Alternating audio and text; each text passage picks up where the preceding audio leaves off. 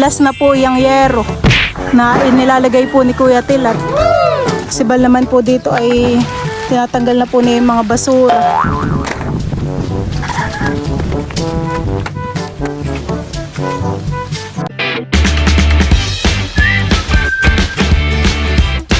What's up mga kamilot? Welcome back sa aking channel. Sa Days Vlog po ay pangalawang araw na po ngayon ng paggagawa po ng kubo.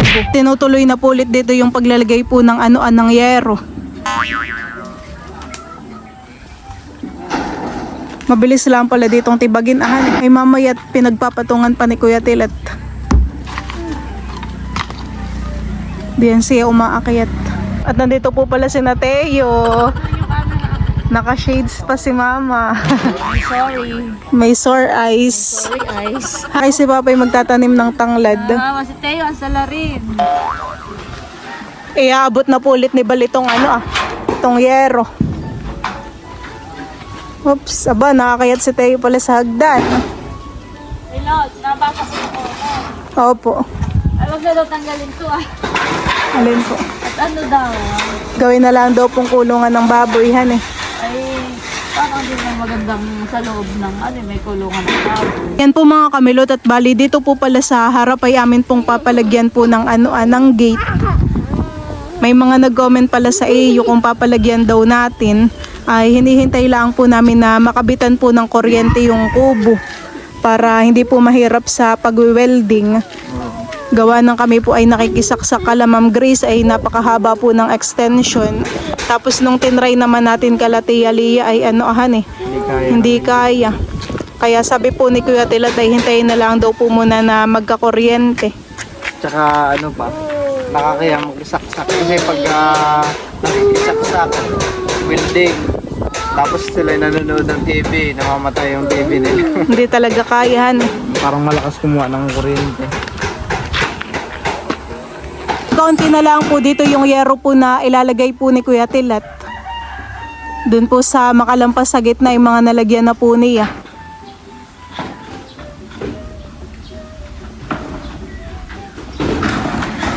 Ilan na lang iyan. Last one na yung isahan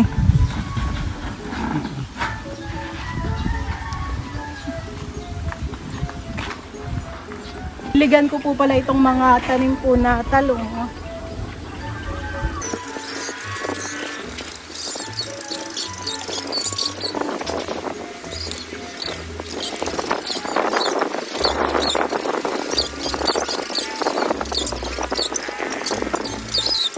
Last na po yung yero na inilalagay po ni Kuya Tilat. Sibal naman po dito ay tinatanggal na po niya yung mga basura.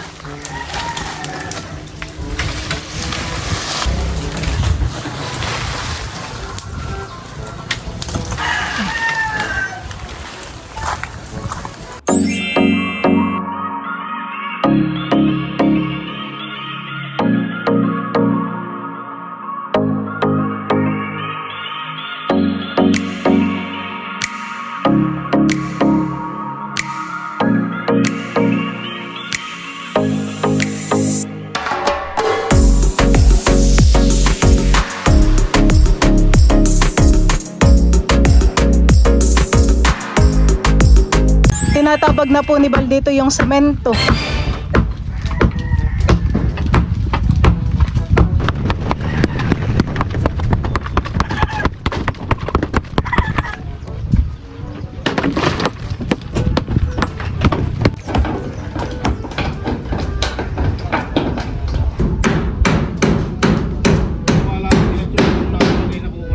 Dito po pala ay nilalagyan po ni Kuya Tilat ng mga kahoy.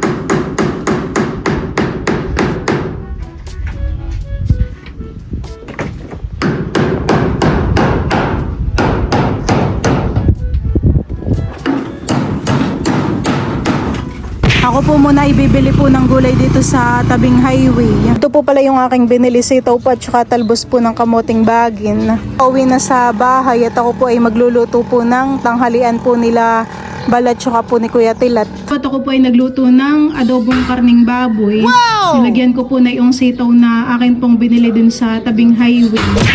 At si Kuya Tilat daw po doon na lang kakain sa kanila. Bibigyan ko po siya ng ulam. Kain ka na tayo ha. Pag naihatid ko na ito, papakainin na kita. Si Kim po pala ngayon ay paluwas na po sa Maynila. Ihatid po ni Papa. Kailan na uli ang balik mo? Hindi ko alam, baka Sa isang araw? isang araw na po.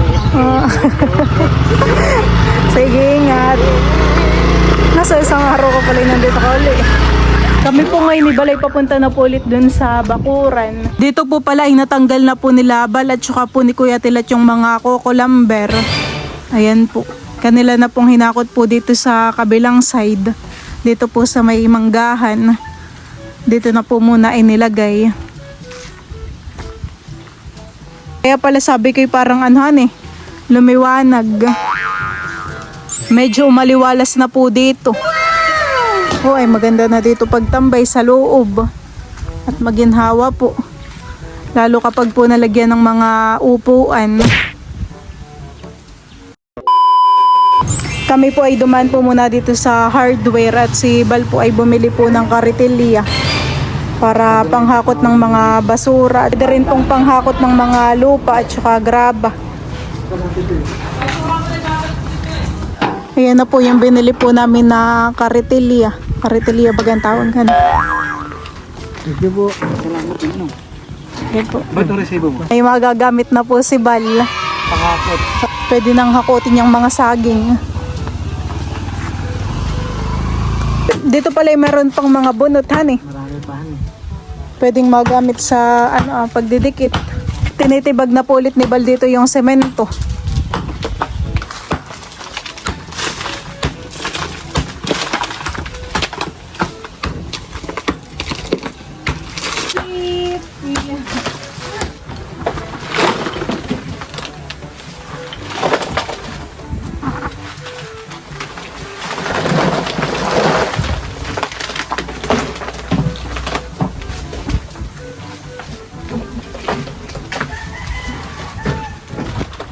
Pinakasya. Yan na muna. Para mag-surprise na ako Hindi ka mag-shield sa alikabo.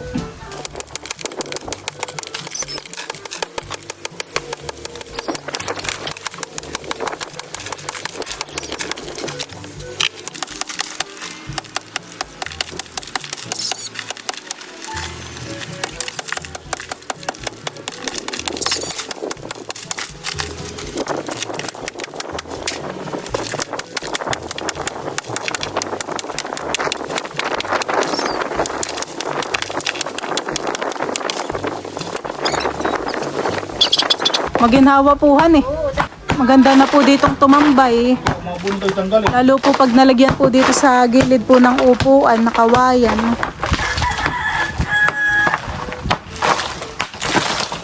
Kunti na lang ang itatamba. Saan po ito ako tayo yung mga siminto? Ganito lang, tatamba mo. Ay, re-rebits nga pag may kuryente. Dito, dito, diyan. Re-rebits.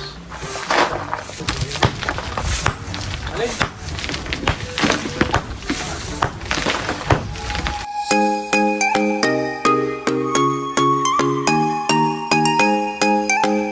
Ano daw course?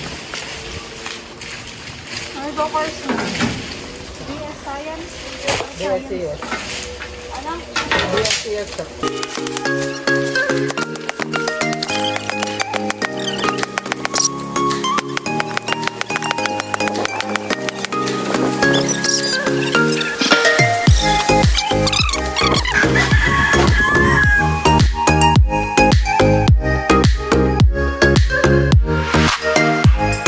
At kami po muna ngayon ni Bali maglilinis na po muna dito. At winawalis ko din po dito yung mga dahon po ng mangga.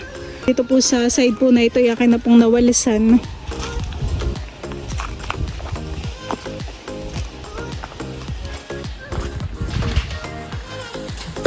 Parang kanina idean may mayero pa Si Kuya Tilat po pala ngayon ay half day po ang pasok.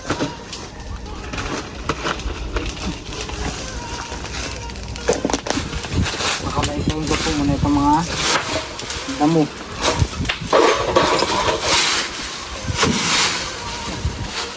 Baka pala bukas ay magpaani na ng ng palay. I-harvest na po yata ayan. Dito po pala sa kubo po namin ipinagawa ay kami po ay magpapalagay po ng lutuan at saka po ng lababo.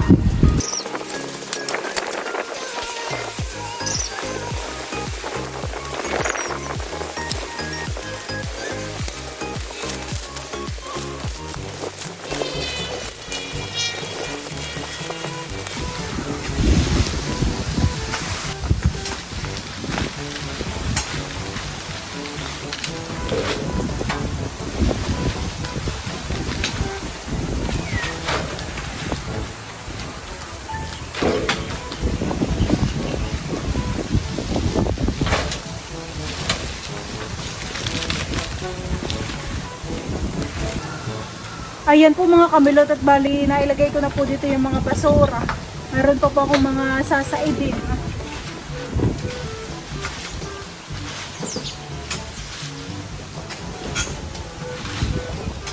Dito po pala banda ay nalinis na po ni Bal. Natanggal na po niya yung ibang mga basura.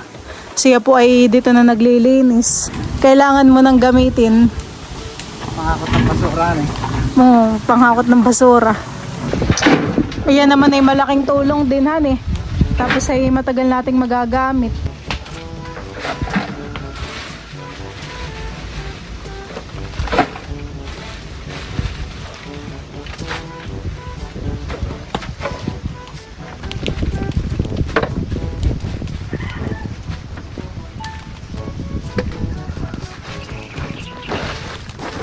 LB oh, LB. Ayaw, di ba? Louis Vuitton.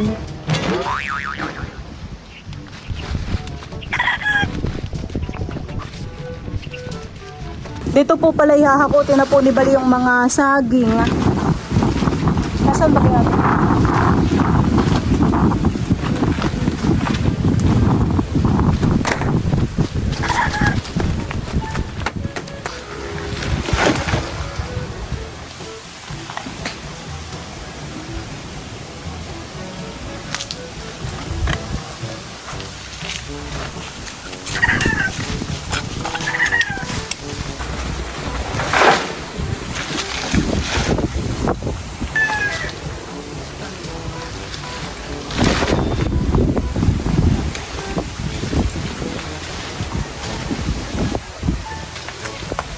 Kahit ano dyan mo. Ito pong kahoy dito ay puputulin na.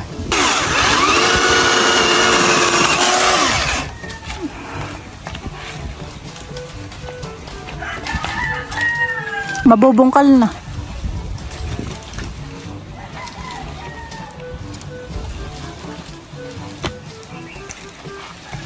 Ano ba ito? Malunggay?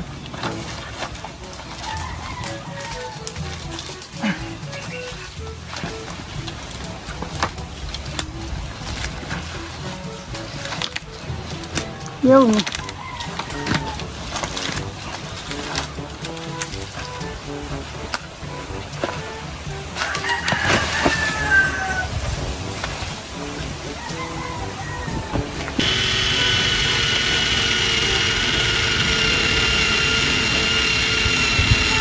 May merienda po muna ng buko.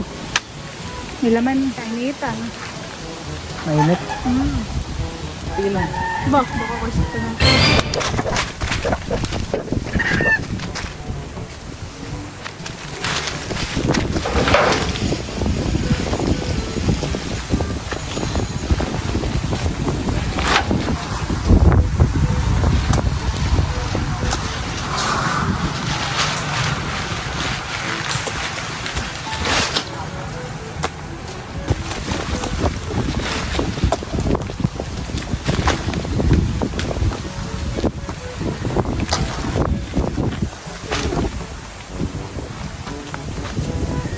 Si Bal po ngayon ay nagmemerienda na ng sinanday. Grabe nakakapagod dan eh. Si Bal po pala dito ay nagbubungkal po ng ng lupa. Tataniman daw po niya ng mustasa. Parang uulan han eh. Sana'y umulan mamaya para madiligan yung ating mga tanim. Ako pala ay nakapagtanim na ng sigarilyas, okra, at saka sitaw pa sa gilid.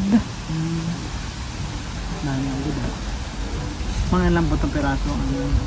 20. 20. 40 ata. Ang dami iyon, hani. Lahat gumagapang yun sa ano. Yung okra ang hindi gumagapang. Kami naman po ay tapos na ring maglinis. Nalinisan na po ni Baldon sa may kubo. Nalis na po dun yung mga basura. Parang ulan na rin.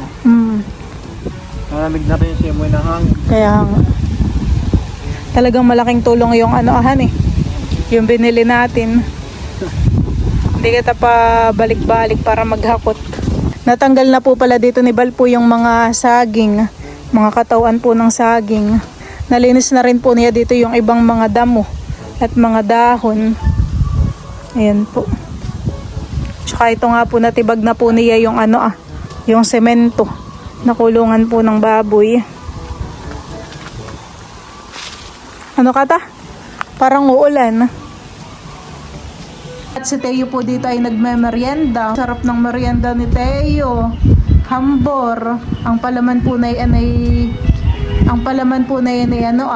cheese whiz. Hi daw muna ikaw dito, Teo. Say hi. Pagkatapos po ni Teo yung kumain ng tinapay ay naggagatas naman po.